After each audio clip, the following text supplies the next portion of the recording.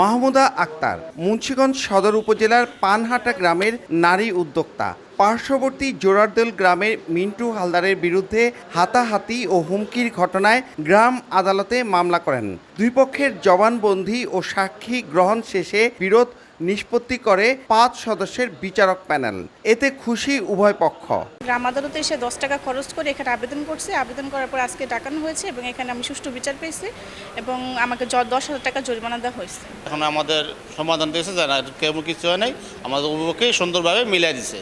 মাহমুদার মতো শত শত প্রান্তিক মানুষ এখন গ্রাম আদালত থেকে সুবিধা পাচ্ছেন।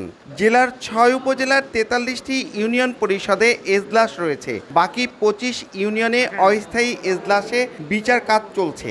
গেল বছর গ্রাম আদালতে সরাসরি 641টি এবং জুডিশিয়ারি থেকে 212টি অভিযোগ আসে। কোনো আইনজীবী ছাড়াই দুই পক্ষের পছন্দের 2 জন করে এবং চেয়ারম্যান বা প্যানেল চেয়ারম্যানের সমন্বয়ে বিচারক প্যানেল দ্রুত সময়ের মধ্যে মামলার নিষ্পত্তি করে।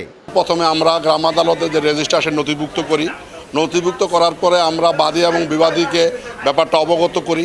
গ্রামের শৃঙ্খলা স্বার্থে উভয় পক্ষকে চেয়ারম্যান সাহেব নোটিশ করে ডাকাইয়া তাদের যে সমাধান করে দেয়, এটি হলো সবচেয়ে বড় সুবিধা। আমাদের দেশের যেই বিরোধ, এই ছোটোখাটো বিরোধগুলো আছে সেটি আমরা মীমাংসা করে দিয়েছি। 2024 সালে সংশোধিত আইনে 3 লক্ষ টাকা সমমূল্যের যে বিরোধগুলো আছে, এই বিরোধটা এখানে সমাধান করতে পারবে দেওয়ানি এবং ফৌজদারি যে বিষয়গুলো আছে। স্থানীয় সরকার বিভাগের উপপরিচালক জানান, নানা চ্যালেঞ্জ সত্ত্বেও গ্রাম আদালতের অভিযোগ নিষ্পত্তির হার সন্তোষজনক। অক্টোবর থেকে ডিসেম্বর পর্যন্ত আমাদের পেন্ডিং ছিল 529টা, আর 3 মাসে দায়ের হয়েছে 133টা, নিষ্পত্তি হয়েছে 126টা। সুতরাং আমরা দেখতে পেয়েছি যে নিষ্পত্তি কিন্তু হয়েছে, বেশ ভালো অ্যামাউন্টই হয়েছে।